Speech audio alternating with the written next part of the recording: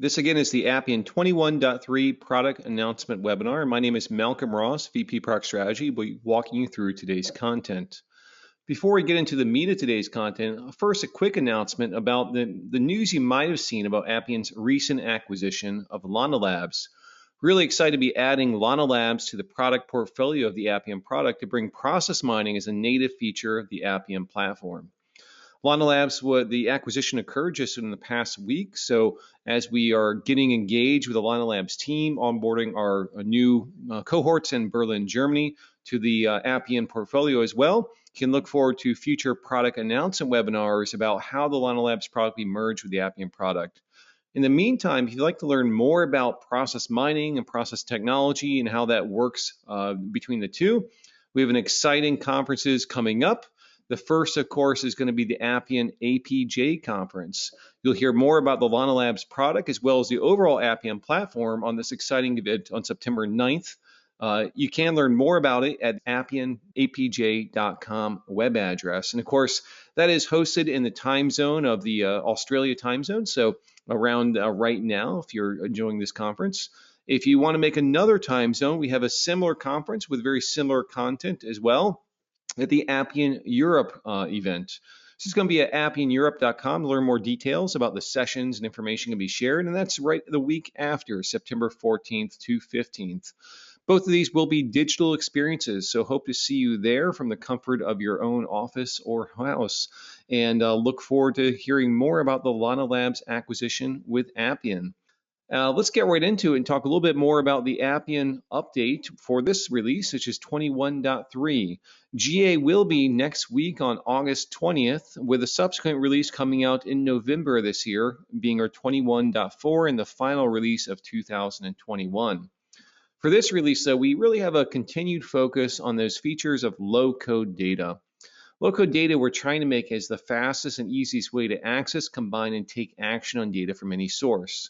No need to write code or migrate your data. It leverages a visual interface with point-and-click functionality to access and combine data from your enterprise systems, just like when you're developing a low-code application, but now with your data. It's also automatically optimized for performance and truly does run fast. Through the use of Appian's low-code data architecture, we've seen performance outputs from our customers like 4 times faster on searches, 5 times faster on data list loads, 9 times faster on sorts, and overall, we've seen up to 10 times faster in application development when working with complex composite data types. So low-code data sits at the heart of Appian's applications now. We're continuing our commitment to being at the most complete low-code automation platform that also covers your complex data. Now we're going to be covering that a little bit more later on in the session as well, and the specific features coming out with the Appian 21.3 release. But for today, we're going to be covering our user experience features, low-code data, of course, low-code RPA, intelligent document processing, development, admin, cloud, and support, and also our community and app market updates. So getting right into our user experience updates for 21.3, the first applies to our mobile application development environment. So specifically just for Android devices, we now automatically generate both an Android application bundle and Android package files for custom mobile applications requested through the self-service mobile branding applications. AAB is Android's new official publishing format that automatically delivers an app optimized for each user's device. This also reduces the size of the application on the user's device. And from August 2021 forward, all new apps published on Google Play will be required to use the new AAB format. That's a requirement from Google. So again, a minor update for your Android custom mobile application deployments. In addition to general sale interface controls, we've created more spacious forms and dashboards, more easily laying out the margin below values. So we've added 4 values to provide finer space controls to get that pixel perfect look to get the look that you want. Not only will this add new flexibility to promote consistency, it'll also reduce clutter in designing interfaces, make it easier to create more attractive interfaces. So this specifically applies to controls like the card layout control as well as the box layout control. When you go to the margin below parameter, you'll see some new parameters there called even less, less, more, and even more to give that pixel perfect control to the spacing between these layouts. In addition, in this release, we've added a new set of icons for you to choose from. This will provide additional flexibility to even greater range of icons that have a clean, consistent look. These are all SVG icons, so they scale beautifully up and down as screen sizes change, and use these new icon options to help convey messages to end users. Now, all the existing icons still exist, so the 497 icons you're used to, but we've added the library now to over 1,127 icons included out of the box with the Appian for styling purposes. In addition, we've made a number of improvements to the date component and date time component. You can now select the month and year from drop-down menus on the date picker without having to type them in. The picker is now more accessible for screen readers, as well as the components have a more modernized look that allows for faster data entry. The changes will automatically be applied on upgrade, so all your existing date components and date time components will adopt this behavior, allowing you to take advantage of this new functionality without any application design changes. We also added a new character limit. So in 21.1, we added the ability to set Appian handled character limit on a text and paragraph fields through a simple parameter configuration, saving valuable development time. In this release, you can now hide the character counter while this still taking advantage of the Appian handled validation. So hiding the character counter while maintaining a character limit will improve the end user experience. For example, there are times where the counter is not valuable information to display, such as when it's unlikely users will hit the limit. For example, we suggest hiding the character count for fields like name, email address, where users are unlikely to hit character limits allowed for your database. We also improved our accessibility. In this release, we've added a new user setting that allows end users to display fill patterns on pie, bar, and column charts. Now, a fill pattern is specifically applying a vertical, diagonal, or horizontal grid lines, making it easier for end users to basically recognize the specific differentiation of colors in a chart, especially useful for people who are having a trouble distinguishing colors or might be suffering from color blindness. So again, this is an end user configuration option. To configure this, each individual user would go into their settings menu for their specific profile and configure that option that you see right there to set the accessibility for the fill patterns on bars, columns, and pie charts. So we've also introduced some new interface design templates, this one being the short form example. We're committed to providing kind of helpful templates for you to work with every release. If you check out our new short form example, you can get inspiration of how to create quick input forms, maybe something you might want to use inside of a wizard grid. It's available from the example section on any new interface, but as well as a reminder, you still have the pattern section on the left-hand side to show more individual styling patterns you might want to employ in your overall interface designs. Now, we also allow you to find interfaces faster with previews in the Appian Designer. Names and descriptions can only do so much when you're looking for a list of objects in the Appian Designer. All too often, you have to open each interface to see what's inside. Now you can just hover over the preview icon next to the interface instead. A live preview lets you identify interfaces at a glance, so you can get work on the interface that you want right away. Appian now supports the Hebrew language as a system language. Administrators have the option of enabling Hebrew on the internationalization page of the admin console. Once enabled, users can choose Hebrew as their language in their user settings. Now, this does apply to end user, designer, and administrator interfaces across the entire Appian product. So I'd like to welcome all of our Hebrew speakers to now have this full support with also even the right to left framing of the entire application interface to accommodate that style language. And finally, I'd like to thank everyone for participation and your interest in the Appian Portals beta program. Portals is an upcoming feature that we're working on and have an active beta program on with lots of customer interest expressed that we're actively working with customers on. It enables you to publish interfaces as microservices outside of the Appian runtime for anonymous access and cloud scale use cases. So the beta program is now full, so we're not accepting new customer participations, but if you would like to receive updates about what's going on in the Portal Betas program, you can email us with your interest at portalbeta@appian.com to subscribe to those updates. So thank you again for the participation. We really look forward to rolling this out in the near future in an upcoming release. So please stay tuned in maybe the 21.4 or 22.1 release. So moving on, The important aspect of what we saw that inspired us to bring low-code data together was the desire to build applications that were really using data across multiple sources. You have Salesforce, relational databases, you have web services out there that you really need to leverage fully to build a single composite application around. Not only that, those applications and databases that you're connecting to didn't necessarily optimize the data for the way that you want to build it. Oftentimes, we saw our developers having to go to a DBA to index a specific field or column on a table, or maybe create a view to optimize the performance of a specific query. So now with the data sync architecture we're introducing with our low-code data approach, we allow you to merge and build a composite data view of multiple data sources into a single composite data model, as well as optimize that data behind the scenes for all the different ways you might want to use it.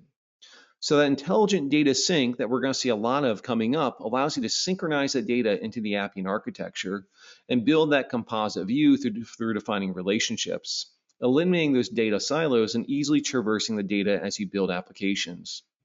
Now, the very cool thing that we've combined inside of here is that intelligence layer. When you have that application development automation layer, I'm building things like interfaces and queries and reports that manipulate that data in different ways. Oftentimes, that's where the challenge is in working with data. I want to maybe apply an aggregation in a certain metric, and that maybe requires a view to be created in a DBA in a legacy system. Well, now Appian has an intelligent awareness at the design time layer.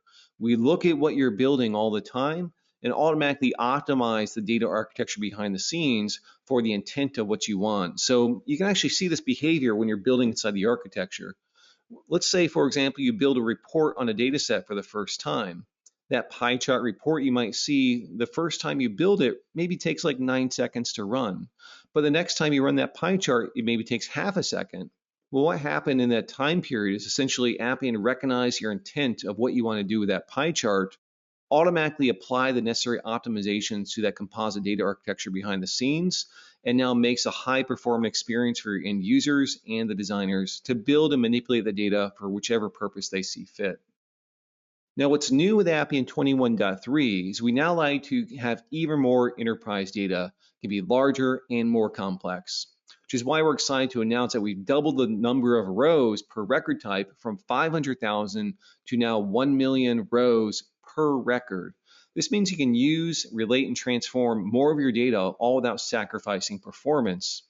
Now, with emphasis, that is per record inside there. Oftentimes when you build a composite, it's a composite of multiple records. So that's 1 million customers, maybe connected to 1 million orders, connected to 1 million service requests, all related to each other. So that's multiple levels of 1 million across each one of those records.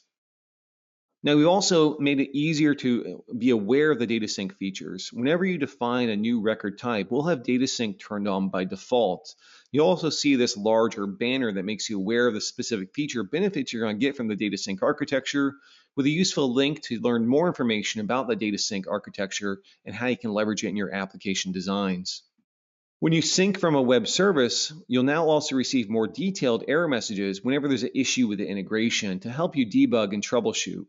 Now, if you also have issues with rate limits, I might be attaching to a web service which only maybe allows so many calls per second. So we now enabled a rate limiting feature, which allows you to configure the sync architecture to say, well, I want to sync this data to my backend web service, but I only want to retrieve maybe or call 1 API per second. So that way I don't run afoul of any rate limiting services that might be applied to those APIs.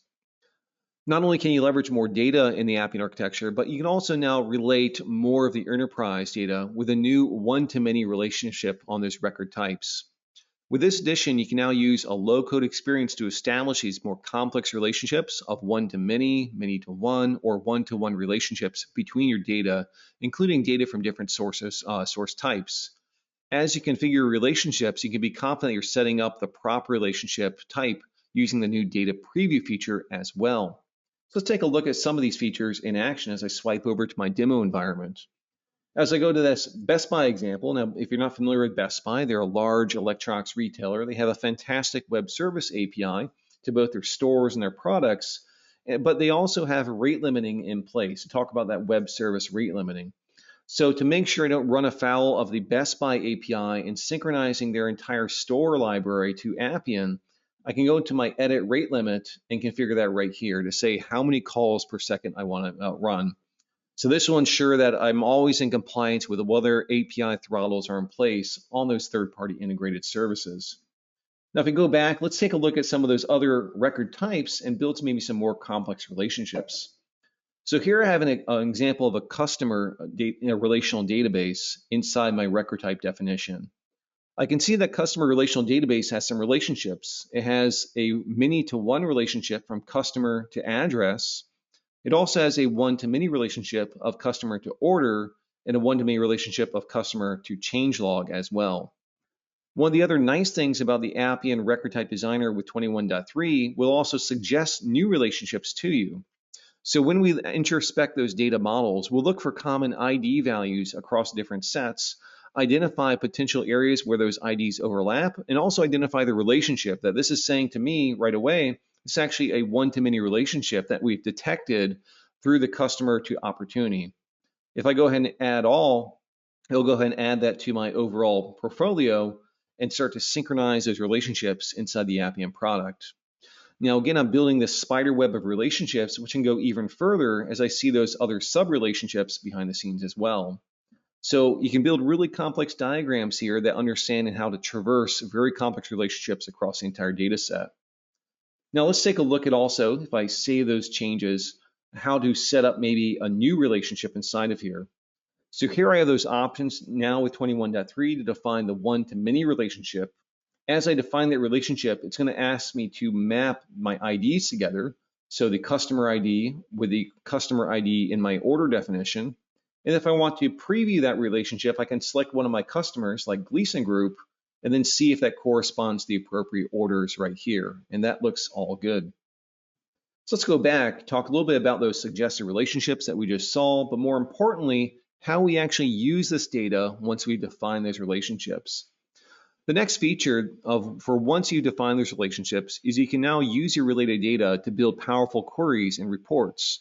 We use related data from a one-to-many relationship where you can now leverage the ABANG related record data function to return the exact data you need.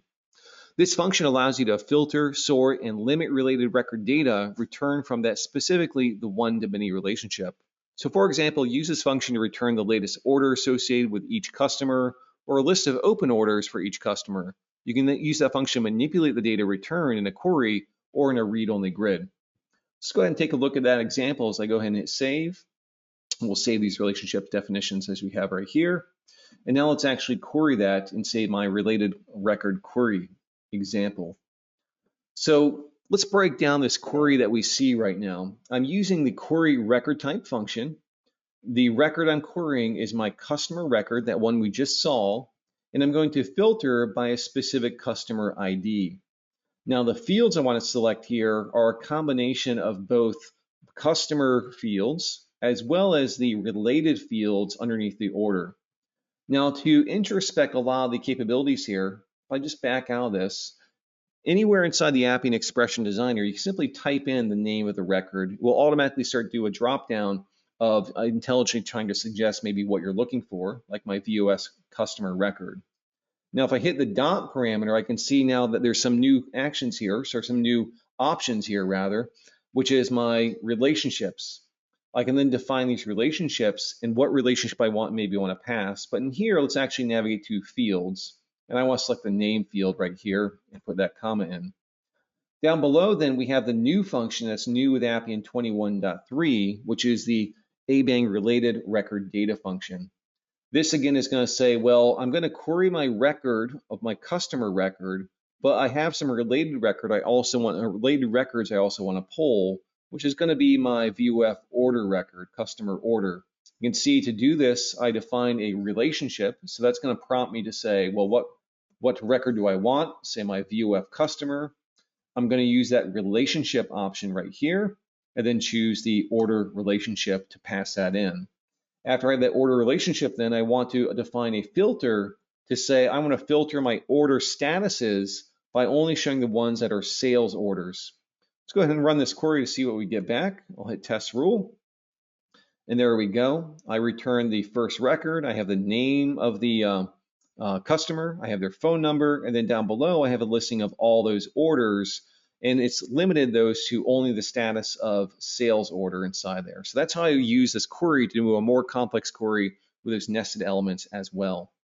So go ahead and save those changes, and we'll go back to our webinar presentation. Next, we also like to simply use these aggregations by creating new custom fields on the parent record as well that uses that one-to-many relationships to aggregate information.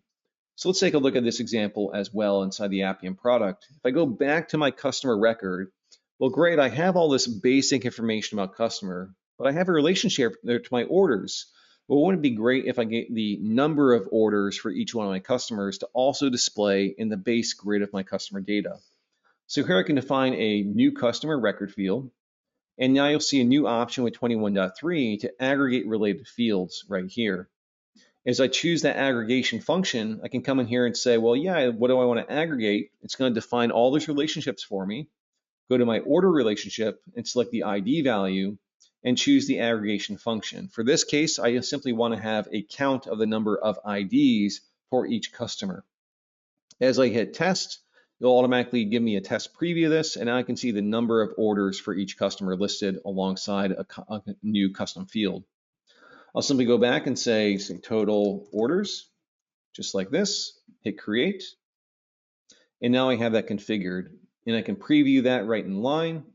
So if I go to my data preview, I can now see that new column right there, total orders, using that aggregation from the one-to-many relationship. Now, in regards to that one-to-many relationship, we also made it easier in the chart areas. So using the familiar function, you can now add filter conditions to your aggregations in a query or in a record power charts. Using the design mode to configure your charts and discover how fast it can be to build advanced reports with layers of information, we've added a new aggregation function to the ABANG measure function so you can count the number of distinct values.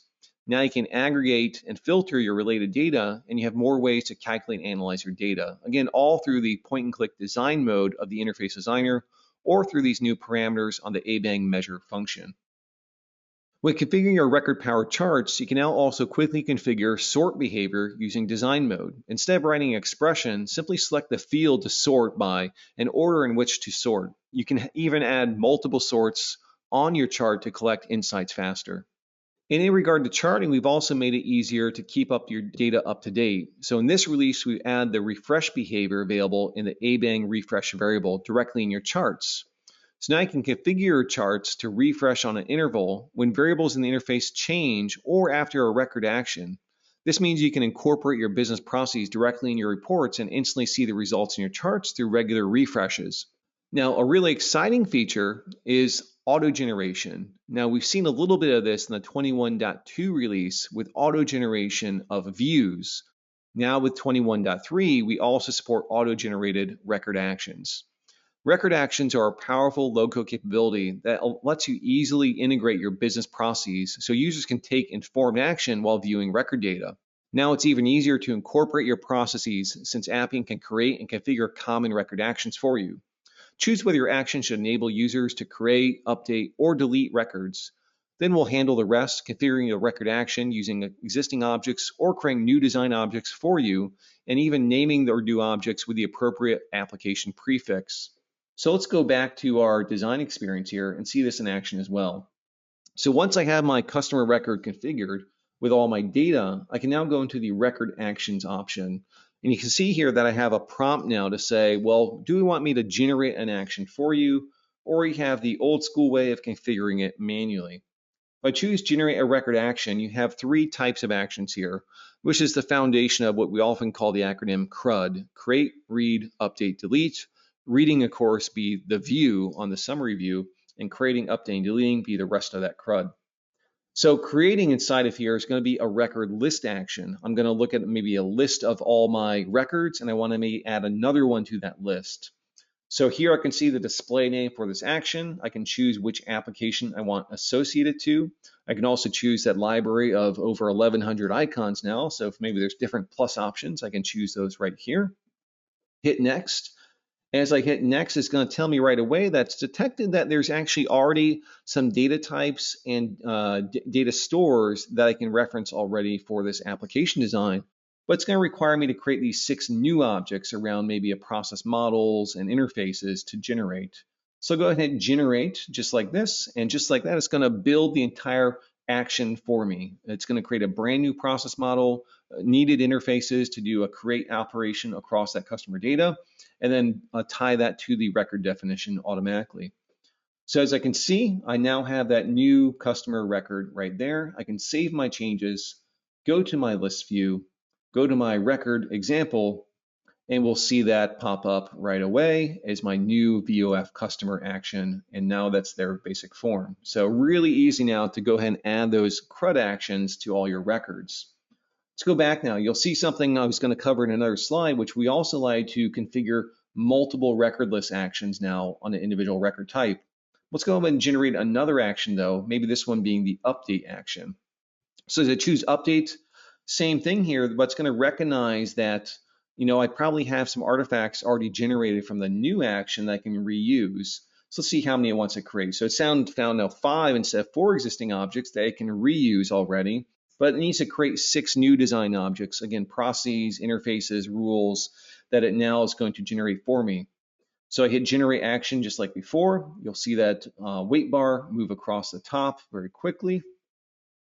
And here it goes, and there it is. So now we have your record action generated for updating a customer profile information as well. As I go ahead and hit save, let's go ahead and see that behavior now. I see update VOF customer.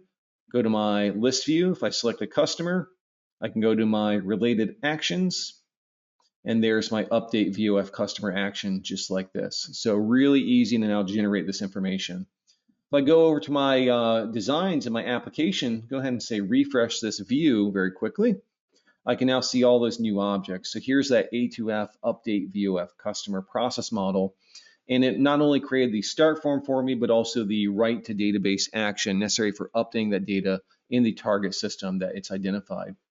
So really look forward to getting that in your hands. It's a great productivity feature to quickly build all these actions around your enterprise data. As mentioned before, we also allow for multiple record list actions.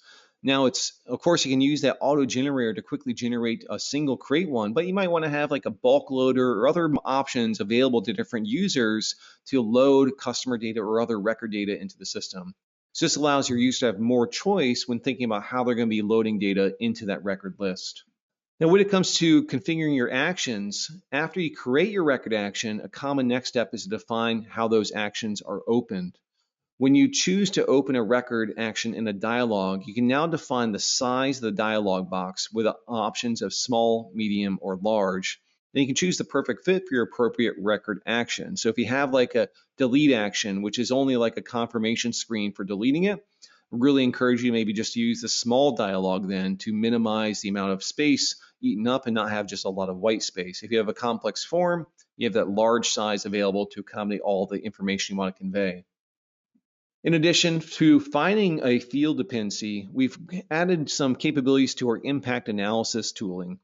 So this specifically allows you to reference or find the references to individual fields of a record. Really powerful. So you can now see every place a record field is referenced with just a single click, just like you have impact analysis across other objects.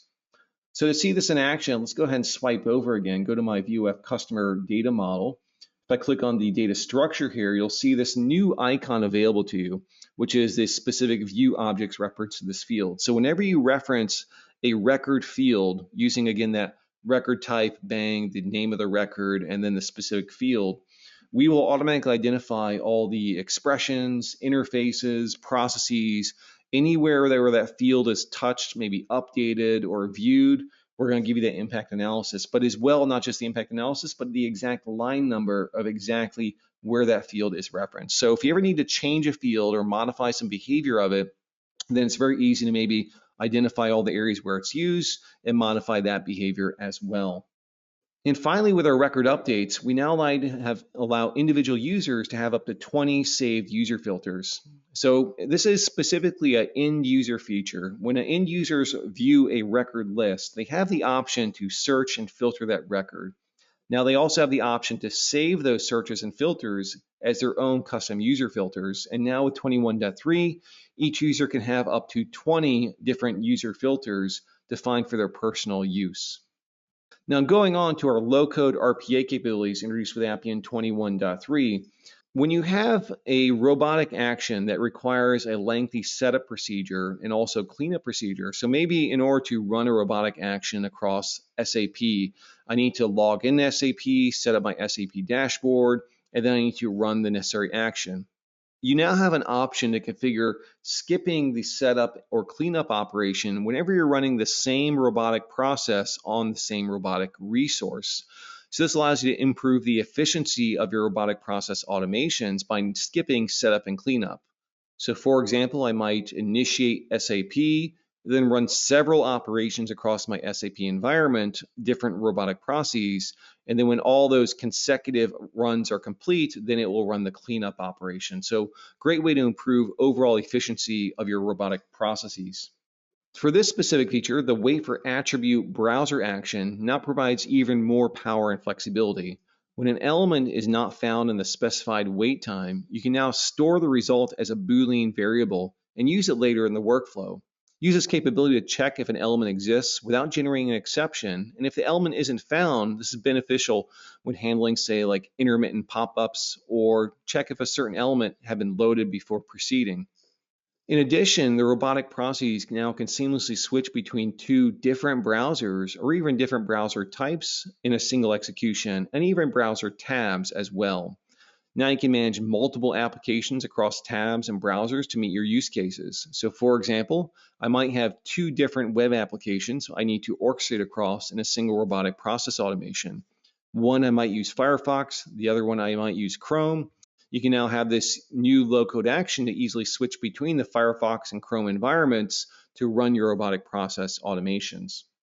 And finally, for these minor updates, we now allow you to have dynamic selection of credentials.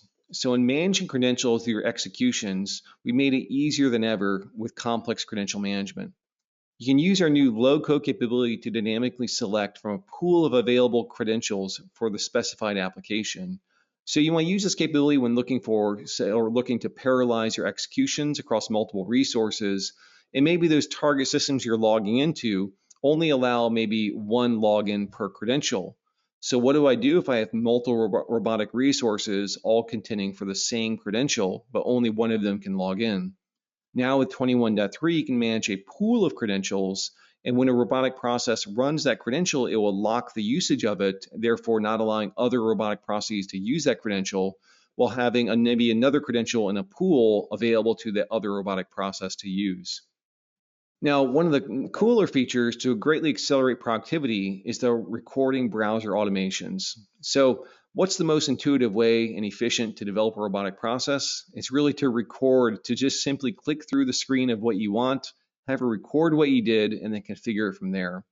With our new task recorder, you can now create robotic processes simply by interacting with your web browser. A step is recorded each time you click or type, and it's easy to identify which element you want to extract data from or to.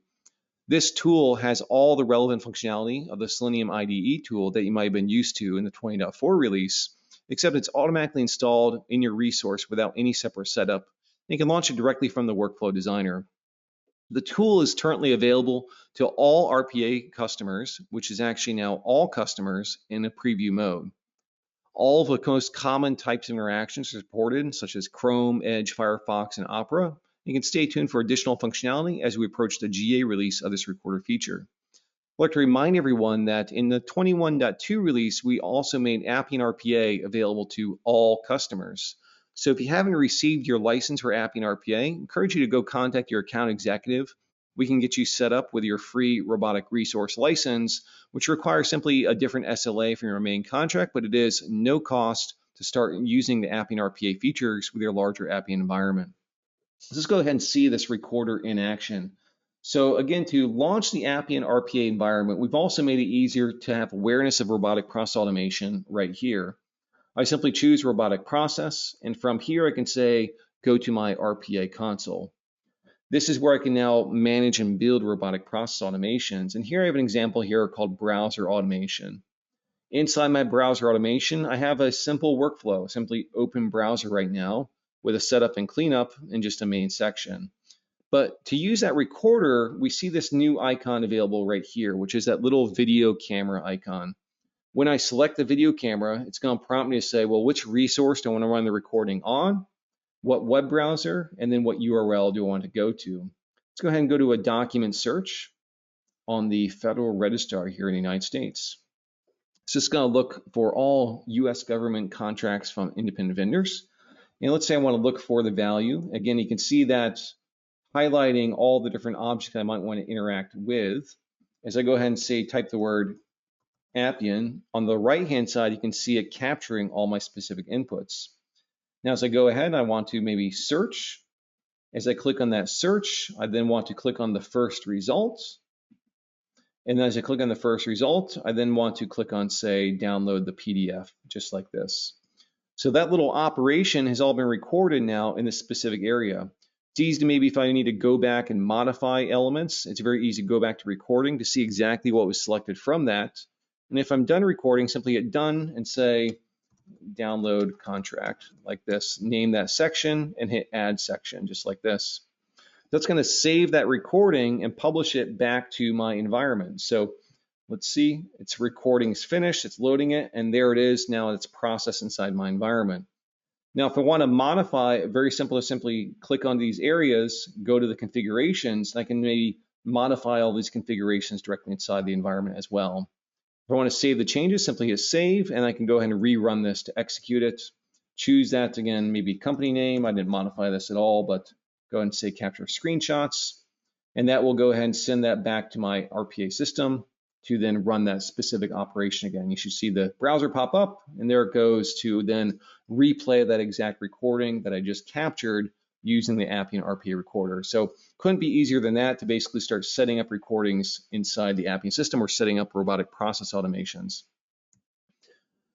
So finally, with our Appian RPA capabilities, we introduced the ability to also for Java developers to define easy controls to configure new low-code RPA actions. So the low-code RPA environment works the same way as the Appian process modeler, where developers, Java developers specifically, can create extensions to the Appian product. We call these smart services inside the process modeler, the BPM process modeler, and we call these actions inside the Appian RPA modeler.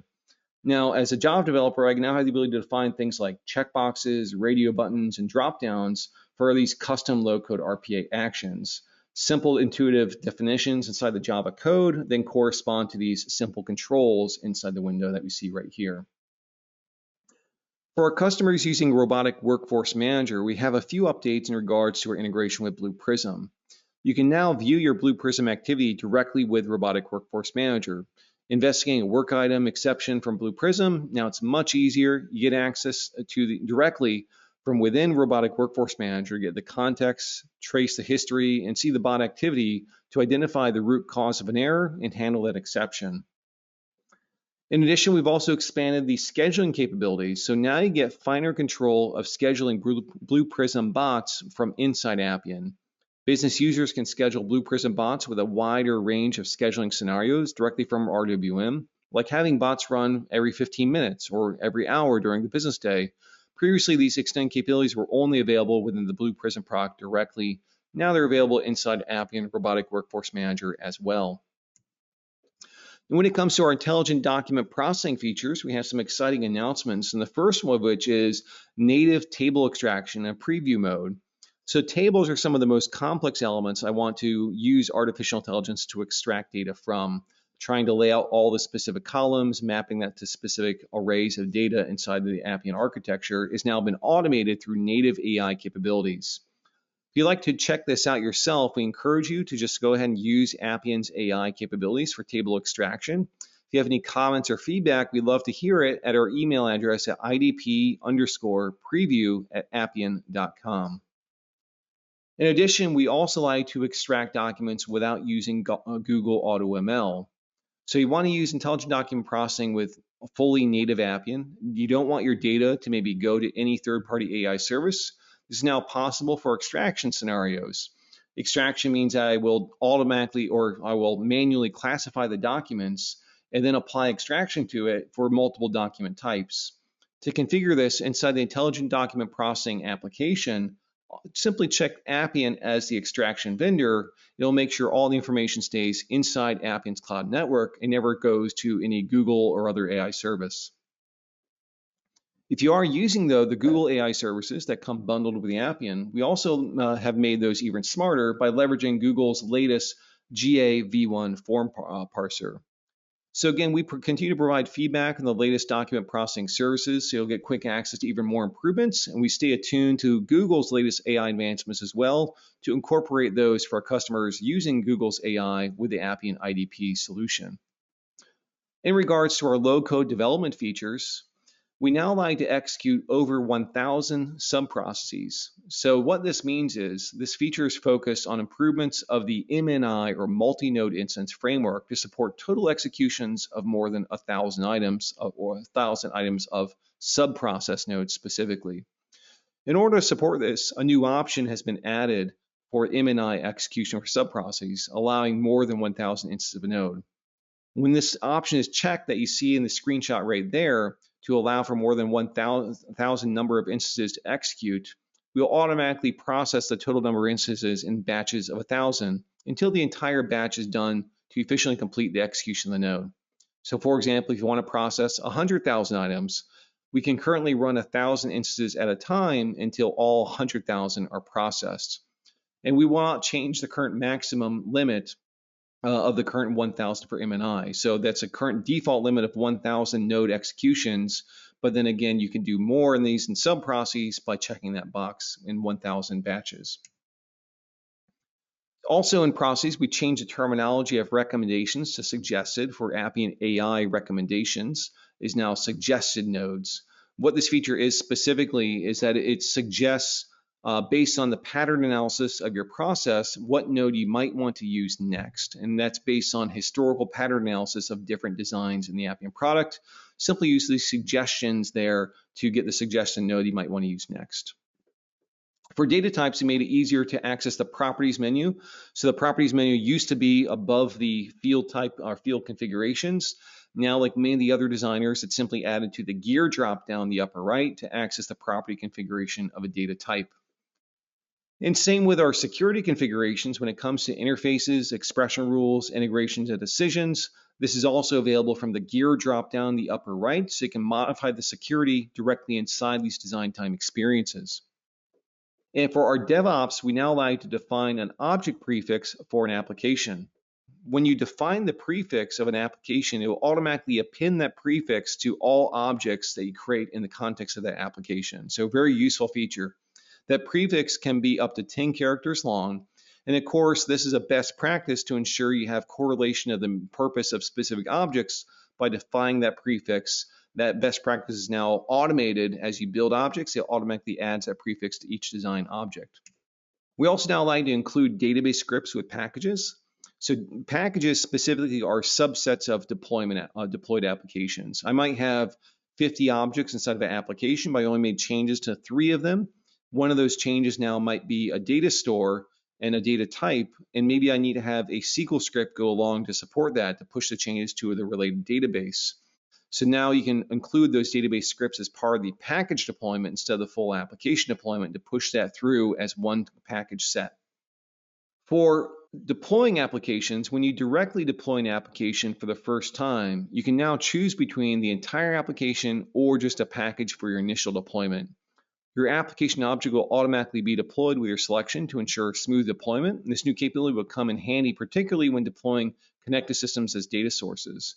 So that feature specifically allows you to maybe push through a data source change before pushing through the rest of the application.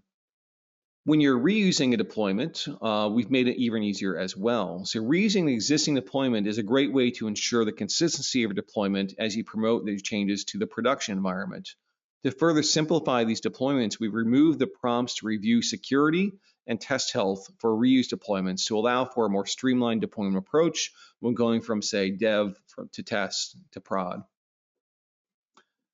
And finally, for records, we allow you to monitor more records. So records really are a cornerstone of making your data come alive in applications, and their health is essential to the long-term stability of your application. The health dashboard now displays record metrics at a glance, regardless of the number of records on your specific system or application. For our health check operations, we now also collect more targeted sets of logs for analysis, collecting only logs needed for the health check specifically. These include audit, data metrics, performance, and troubleshooting. This improves data collection performance and reduces the size of the file generated in the zip file that you need to upload to the health check service. If you'd like to read more about specifically which logs and what health check does, you can check that out at the docs.appian.com environment and simply search for health check. For integrations, we also now like to transfer larger binary files. So this specifically applies to HTTP integrations to support binary documents as large as 250 megabytes. This applies both to the upload and download operations inside the Integration Designer. And in addition, for Integration Designer, we've improved null handling for integrations. There's a new parameter added to the ABANG2 JSON function called remove null or empty fields. This parameter allows you to omit any fields with null or empty values from the JSON output. So you can see this example inside the screenshot. I have a department : null. That doesn't make sense to maybe pass that value. So if I check that box in my configuration, it will automatically remove any null value references as it converts that into the JSON. This is important for web services such as those that follow the OData protocol. These web services treat fields with null values differently from fields that aren't included in the request body at all. And for these web services, not including fields means don't modify the field, and null value means write a null value to the field. So there's a new checkbox in the Integration Designer to leverage this functionality, as you can see for HP integrations, and very helpful when handling OData. We now also introduce a new connected system for data sources. This is a really important change to think about connecting to your relational databases. You might be familiar with administration console management and data source configuration. That remains in the Appian 21.3 release.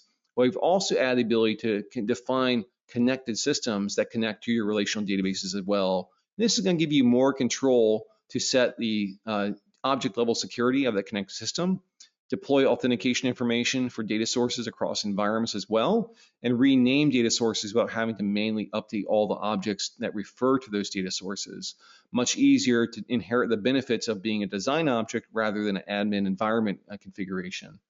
Let's actually see this in action. If I go over to my environment here, you'll see this new option here. So go to, say, New Connected Systems. And when you open up these connected systems, you're going to see MariaDB, IBM DB2, Postgres, Oracle, MySQL, SQL Server. All those 6 different databases that we support now are all registered here as connected systems. If I go to, say, an example of MariaDB, let's go ahead and filter this really quickly. And this works just like the data source configuration. I'm going to define my JDBC connection URL, my username, password, just like that. Allows me now to connect to that database and now start transacting with it, writing data, creating tables as such. I can use that database data source just like I use a data source from the admin console. So if I'm defining the source of a record type, a persistence in a data store, you have all these options available to you. But more importantly, it's going to use the connected system security. So if a designer needs to set up a new database, maybe a record type across a database, they're only going to see the databases that they have access to inside the connected systems management properties.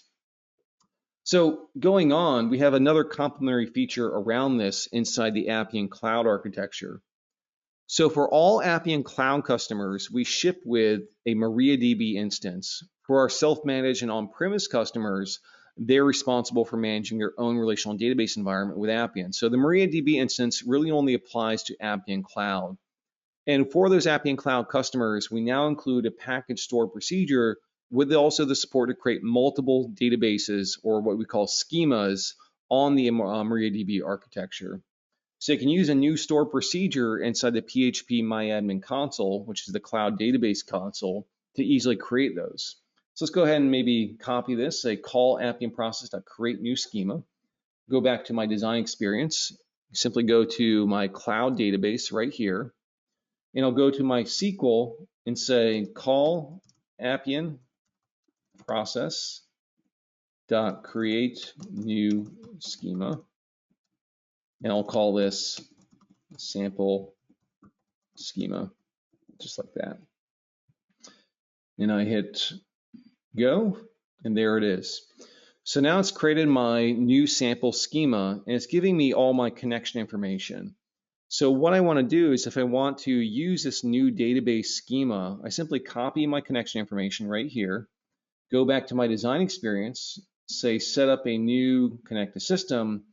That's going to be a MariaDB environment, and simply paste in my credentials just like this. I also have my username. Let's just go ahead and copy that. Whoops. See if I can select that more easily. There we go. Copy, paste. And of course, as well, select the password. Let's see if I can get all that here. Grab the column. There we go. Copy and paste just like that. And go ahead and create that new schema. And now I can define, now that I have that schema registered, I can define my access controls to it. So I'm going to give all my viewers, say, or all my users, viewer access to the schema. So now I have that schema defined. If I want to say define a new record type, I can come and say, let's define a record type. I'm just going to type in some generic text here, go through the security configuration, and you'll see that schema now available to me to define as a record data source. So choose database, sync that data, and now choose from all my schemas. So there's my test schema right here. I can now quickly browse all those connections and see all the information inside. So very cool feature. Again, multiple schemas now supported, as well as the ability to define those schemas through connections and connected systems as well. Now, to go along with this, we have one more feature for database groups administration. So by default already for our cloud customers, there's been a database admins group. And database admins group has controlled access to the cloud database console. But of course, it gave you broad access to all the schemas and databases. Now there's two new groups as well, database viewer group and database editor group. So the database editor and viewer groups are used to control access to the Appian Cloud Database or phpMyAdmin with more granular controls inside that console. Database editor and viewer membership drives permission of phpMyAdmin console for data sources they are permitted to access via the connected system data source. So for example, you might say set up a new schema and have a connected system point to that schema that gives maybe that user edit rights. But if the user's only inside the database viewer group, they would only be able to view the data from inside the phpMyAdmin console. They would be able to say edit the connected system, but they can only view the data because they're database membership or because the group membership in the database viewer group. Now, in regards to cloud, we also have a new static content delivery URL. This specifically applies to things like images and cascading style sheets for a content delivery network. So for our commercial customers, we have the web-assets.appiancloud.com, as well as the US GovCloud customers, web-assets-gov.appiancloud.com. So as you upgrade to Appian 21.3 for our cloud customers, you want to make sure this address is accessible and allowed inside your networks to ensure no disruption of service, because this will be serving things like, again, static content to support your Appian Cloud sites. So for our certificate management, we also have a new console for managing certificates. Customers with custom domains now have the ability to generate certificate signing requests and validate issued certificates through the self-service certificate management console in the MyAppian environment. So for customers wishing to specifically have these custom domains, this is where this might apply. The feature helps streamline the process towards using a custom domain on top of Appian Cloud by making it faster and easier to detect any problems you might have with the certificate files, as well as stage them for deployment for your specific target environments. There's also a new option for all customers, both self-managed and cloud customers, for the Appian Admin Console to prevent users from choosing a password that contains their own username. And finally, with updates for the Appian community and app market, I'd like to remind everyone that we did launch the Appian Community Edition in June of this year, just about 2 months ago. Community Edition is a free forever version of Appian for anyone who wants it. So you simply use your personal email or your corporate email account to register for your Appian Community Edition. it becomes part of your Appian community profile. So if you go to your profile page on community.appian.com, you'll see where you can request and set that up for yourself. Again, this is a free forever version of Appian. It's a more limited version, so it does limit you to, say, 15 users, 250 BPM processes per day. But it is, again, free forever and free for use of whatever production or development purposes you so choose. Appian Community Edition also provides a guided learning experience that's integrated to the entire environment, as well as a great sample application for order management. So you can check that out to see not only how to build applications, but also use some of the advanced features like document processing with your overall application designs. And also congratulations to all of our developers in Appian community that have gotten their new certifications. In May of this year, we rolled out a new certification program, deprecating the old A-Scores program and having a new certified structure for associate, mid-tier, and lead developers certified on the Appian architecture. Now, if you haven't gotten certified yet, you can go ahead and schedule your exam at community.appian.com. If you're an existing A-score holder, level 1 through level 3, don't worry. Those A scores already naturally expired. So before they expire, you're simply going to renew using the new exam architecture. And finally, thank you for all the submissions we've had on the Appian app market. It remains a very lively experience. We had some great submissions from companies like Vision Point Systems with a new healthcare communication center, new tools like the Advanced Rich Text Editor Connector System from Vuram, a new Snowflake connector also from Vuram. You can check those out on the Appian app market. And of course, thank you for all those submissions. We see anywhere from 30 to 50 new submissions a month, so please keep them coming and always check it out if there's new useful tools and applications to accelerate your specific deployments. And that is it for Appian's 21.3 product webinar. Hope to see you in November for 21.4, as well as don't forget to join us at either our Appian Europe conference coming up on September 14th. Check out more information there at appianeurope.com, or the Appian APJ conference for those customers in the Asia Pacific area. And of course, check out more information on that, appianapj.com. That event will be held on September 9th, and both experiences are fully digital experiences to enjoy those from your personal house or office. Thank you and have a great day.